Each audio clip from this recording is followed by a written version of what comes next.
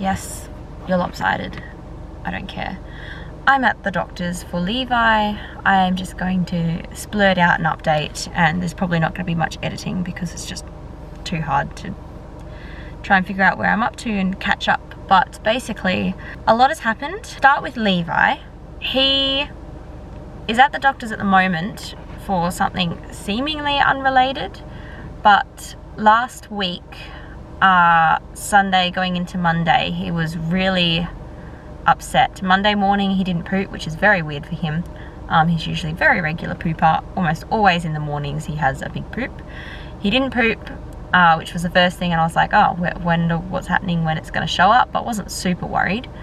And then he was really tired. He slept for a big morning nap, woke up, ate. I tried to feed him and he didn't want to eat. He was just tired, so I put him back down for another nap like half an hour after he woke up, which is weird for him. And he was really restless, but like really wanted to sleep, so I didn't want to get him up, so I just kept resettling him. Like it was weird. Like I knew he wanted to sleep even though he couldn't, so I kept resettling him, and finally when he did get up, he threw up everywhere, like projectile vomited, and it was like curdled milk. It was disgusting. So we gave him a bath, cleaned us off because I almost threw up because it got all over me, and then he went back down for another nap. Didn't really want to eat, didn't really want to drink anything. He had a bottle, which I'm assuming is what he threw up. And then after that, he didn't really want a bottle, but he was drinking heaps of water. So I was like, okay, that's good. At least he's drinking. I just let him have his water bottle. But then right as Luke got home, he projectile threw up every single bit of his water, it seemed. We were concerned. We rang Health Direct because this was weird for him. And also we were concerned because we'd accidentally given him honey in yogurt like 48 hours prior, so we were just thinking like botulism. He'd also was really stumbly and had hit his head a lot in the last few hours, so I wasn't super worried about it being like a head injury thing, but Health Direct was. So she basically said just go to emergency, and I was like okay. So we went to emergency, spent actually not that long, we were quite quick in that time. We went to PCH, which is Perth Children's Hospital, which is actually where he went when he was in NICU when he was a baby. So it was weird being back there. Having him connected to the oxygen monitor was a bit traumatic for me. But yeah, they basically, that's him coughing in the back. They basically, he didn't have a cough at this point, by the way. He coughed a couple of times in hospital, and that was the start of him coughing.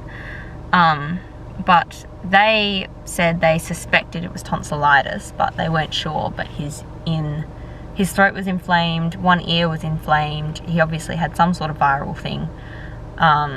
We suspected tonsillitis, but I think his throat was just inflamed from throwing up, because we all then got sick. Luckily it was only a 48-hour bug, 48-hour bug, but all of us were so nauseous, throwing up, could not eat at all, struggling to keep hydrated. It literally went through everyone. Hayden got it, me, Luke, Robin and Kerry, who we stay with. Luckily Granny stayed out of it and she didn't seem to get it, thank goodness, because she's 96 and you don't want to be dealing with a 96-year-old that can't care for herself whilst you are also throwing up, and she's throwing up as well. But luckily she didn't get it, so that was that. We all seemed to get over it. Levi did get fevers on and off with it. It was actually kind of scary. I don't usually give Panadols for fevers unless they're getting super high, or I need the Panadol to treat like the pain and symptoms associated with it, because to me a fever is your body's natural way of fighting the stuff, so I don't want to, you know, just bring a fever down unnecessarily. But he was miserable and the fever was getting quite high, and it was literally like to the minute that the Panadol wore off, or like we could give him another dose, he developed a fever again. It was crazy. Like I was 8 minutes late for one dose, and in that 8 minutes I literally could feel him. He was asleep on me, that's why we didn't give it to him. I could feel him just suddenly heating up, and he was just suddenly so hot to touch. It was so strange. But we got through that, and he went like the rest of the week fine. And then we went down to Bunbury for the weekend, and he was getting grizzly. He was getting grizzly. First of all, Friday night, I had insomnia, could not sleep, didn't go to sleep until after 2 a.m. Kids woke up at 6, so I was exhausted already. Didn't sleep all day Saturday, and then Saturday night it was actually, he started to get a fever again. He spiked a fever of 38.8 overnight, and that was with him on Panadol. That was fine. He woke up feeling a bit better, still a bit grizzly, but like running around, mostly better. We went and did stuff that night. We gave him more Panadol at about 6:30. He sort of just went downhill after the Panadol. It was like it did the opposite of what it was meant to do. It did not help at all. It seemed to make things worse, if anything. 8 o'clock, he just would not sleep, started screaming, would not settle, barely settled for anyone. We had him go between me and Luke and my auntie, as well as grandma, my mum. Like, everyone was trying to settle him and just distract him and get him to sleep, but he just would not sleep. This went on until like 10:30, 11 o'clock. I finally said, no, I'm taking him to hospital, because he was clutching his stomach, and I was just like, he needs an ultrasound. He needs, like, we can't just tell what is wrong with him because he's a baby. But he was clutching his stomach. I was worried something serious was happening because he was just unsettleable, which is unlike him. So we took him into the hospital, but we were staying in Bunbury, so it's a regional hospital, Bunbury Hospital, and they didn't have a sonographer on until Tuesday, and this was Sunday. So they couldn't do anything except give him Panadol and monitor him. So after a while, including being the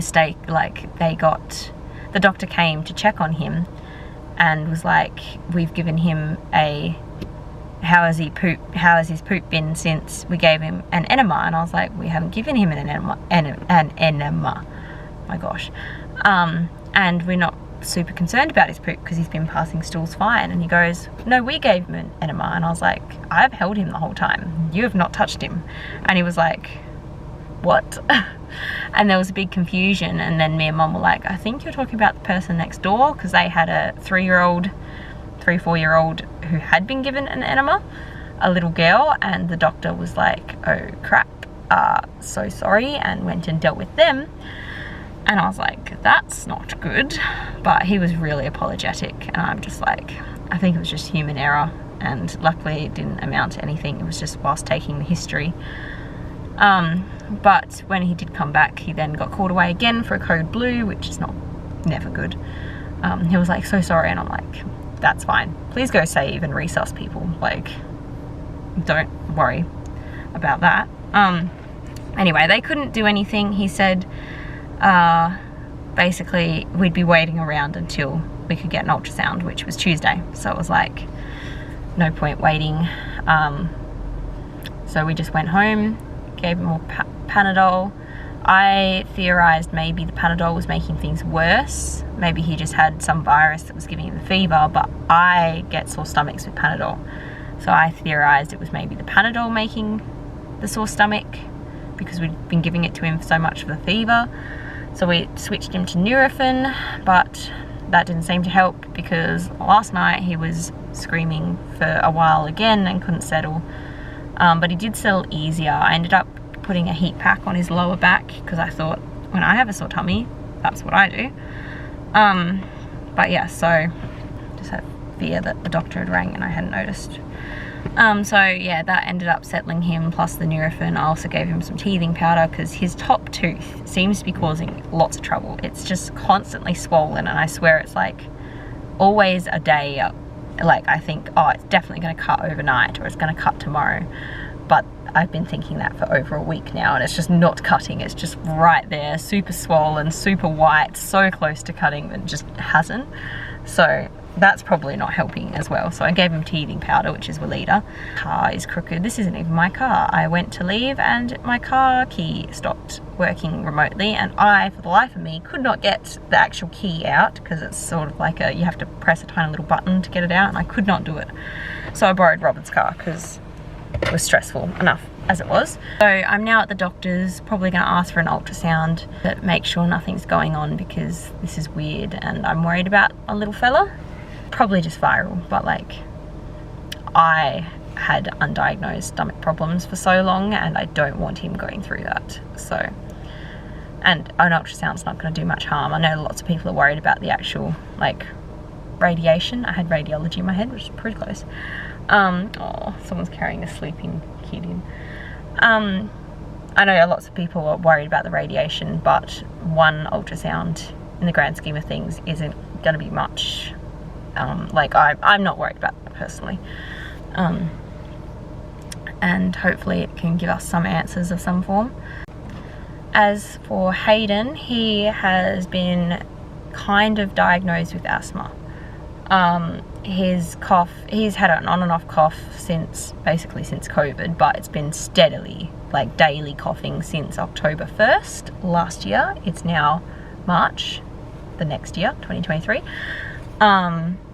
You guys aren't going to see this video for ages because I'm so far behind on videos, but yeah, 6 months of ongoing daily coughing that's been waking up at night and a drama. So we have had a lot of different things going on. We were meant to do swab tests, but we couldn't get them done because all the places that like they don't do those anymore because they only did them with the COVID testing, and COVID testing is now being phased out, so it's like we could only go to COVID testing clinics to get it done, and they're only in like 3 different places now, and it's just like such a big drama because he needs a virus PCR test, not specifically for COVID, but because it's also testing for COVID as well as other viruses. Only COVID clinics will do it, but they're basically reducing the number of COVID clinics, so we have to drive over an hour to do it, and there was nowhere open when we could get it done, and didn't end up happening. He then ended up getting gastro right after that, so then that pushed that back a bit. He ended up in hospital with gastro because we thought it might have been related, but then turned out it was just gastro, but we were also worried because he wasn't keeping any liquids in, so we had to have some anti-nausea meds to stop throwing up to get some hydration in him. Yeah, by the time all that was over, gastro then went through our whole family, and the swabs never happened. Trialed him on cough syrup, we trialed him on antihistamines, 2 different antihistamines, I think cetirizine and something else, Zyrtec and Claritine and Telfast, I think were the 3, no, not Zyrtec, that's the adult one. Claritine and Telfast, we trialed him on, that didn't seem to do anything. We tried to take a record of like a diary of when he coughed, what was around, where he was, what he was doing. From that we sort of figured out that it was with when he started running around and getting excited and when he was asleep. Those were the 2 things. So that sort of pointed us towards asthma. Luke has asthma. I always thought he had asthma, but he always denied that he did. He was like, no, I don't have asthma. And I'm like, you literally cough for weeks on end daily. And like, I just felt like it was asthma. We have since found out he does have asthma. He needs Ventolin puffer twice a day or 3 times a day or something like that. And he did have asthma as a kid as well. He just couldn't remember it. So he's probably had asthma this whole time. So it's like, his dad has asthma. He's been started on a puffer. It's a preventative puffer, it's not Ventolin. So he has that twice a day, 2 puffs. And that has been helping until recently, the last day or 2. Yeah, yesterday morning he had a coughing fit that went for like half an hour. But he didn't have his puffer and it did calm down. And then today he's had a bad coughing fit. I usually give him his preventative puffer, but I actually gave him some Ventolin because it was a bad coughing fit. He didn't seem bothered, except when it got really bad. He sort of had a gag reflex and was like dry heaving, but he wasn't vomiting. a little bit came out, but it was more just a bit of mucus, I guess, from a snotty nose or something like that, but it wasn't proper vomiting. He seems slightly better since, but it did sort of go on, is still not great. So I don't know if he's like got something else that's triggering his asthma at the moment, or like on top of his asthma, and that's why it's flaring up despite asthma treatments. But prior to the last 2 days, his asthma treatment has been working. Apparently when you're this young, they don't diagnose you with asthma, even though you do have asthma, because once they diagnose you, it's technically a lifelong diagnosis, whereas a lot of kids have what seems to be and is asthma, but they grow out of it. Like, they don't know why kids seem so prone to having inflammation in their airways, but they just seem to be prone to that, and they do apparently grow out of it. So he doesn't technically have an asthma diagnosis, but he has inflammation in his airways that's helped by puffer, which is asthma. So yeah, he's got a health plan with kindy and all this stuff, and that's him sorted. He's mostly well. He has been a bit snuffly and have a cough, so maybe there is a virus going around. The kids are getting so sick, like every week there's a different set of symptoms for a sickness, and it's like, I can't keep up anymore. I don't know what's what and when they're sick and when they're just not sick. Oh, here's the doctor. Gotta go. You guys can hear about me later. Alright, as for me, I have taken my implant out. I'm doing well. I'm still awaiting my hernia surgery. I'm still awaiting, I'm still on the wait list for it. I'm still awaiting my psychologist appointments. The psychologist, I think, is just over a month wait now, and the hernia, they said within 365 days, but it's just about been 365 days and I still haven't heard, so that's fun. Hopefully it hasn't gone to Armidale. I should actually check up on that.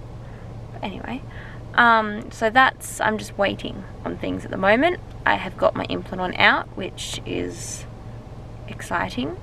We're not trying for a third baby. Maybe we will be, but not just yet. Obviously our house is still being built, and I don't want to have another, like, I don't think I'd get pregnant even if we did start trying straight away anyway, but just in case, obviously I don't want to risk it, because I feel like if we did risk it, I did get pregnant straight away, a delay would happen and the house would take longer than expected and we'd be doomed and stuck, and I'd have to give birth living between my mum's house and my mother-in-law's house. Like, I can just see that scenario playing out. So we're definitely waiting. I want to wait until we're in the house and have all the main stuff completed before we start trying. Make sure we can afford a third baby, all that. Make sure we want a third baby. Currently Luke's on the fence. Some days he's for it, some days he's completely against it. Lately he's been completely against it because both kids have been sick, and that makes, like, it sucks seeing your kids sick, and then you're just like, why would I want to see a third kid sick? But then it's also like, you'd then also see all the good sides of a third kid. Yeah, Luke's on the fence. I'm currently for a third kid. I think I'm going to, like, I don't think I'm ever going to switch to not wanting a third, because I want a third. But some days I desperately want a third, and other days I'm like, oh, I would love a third, but obviously it's okay not to happen right now. And yeah, so for the moment I've just got my implant on out so I can start seeing what my cycle is doing. Also, if my endometriosis is back, the implant on basically stops my periods, which stops my stops the flare-ups from my endo and all this sort of stuff. And I'm half of the mind of, like, if I'm getting a laparoscopy to fix my hernias anyway, then can I have a check of everything endo-wise? So there's that as well. two birds, one stone. Not that, is there another saying other than that one? I also don't get where that saying came from, because it's like, how are you ever hitting two birds with one stone? So it's like always going to be figurative. There's no literal way to really do it. So I just don't understand where it came from to begin with, and it's not a very nice saying. Yeah, I have had a couple of little cramps in my uterus today, just like literally very, very minimal, but it did make me think I was getting my period, which will be interesting. So I think it's been, yeah, it's only been a week since I got my implant out. So I have a 14-day luteal phase, so even if I ovulated straight away, I shouldn't be due to get my period for another week, or just under a week. So that's weird, but you never know, might be on its way. Hopefully it's not implantation or anything. Can it be? I don't think it can be. Might be, but I don't think so. But anyway, so yeah, that's where we're up to. That's our little health update and update on the house, and I guess I'll see you in the next video. I haven't got a clue what it is. My videos are all over the place, and trying to edit them and figure out what's going on is very difficult, especially when I'm like still all over the place myself in life as it is, let alone my video clips. But anyway, I'll see you in the next one. Bye for now, peoples. Bye.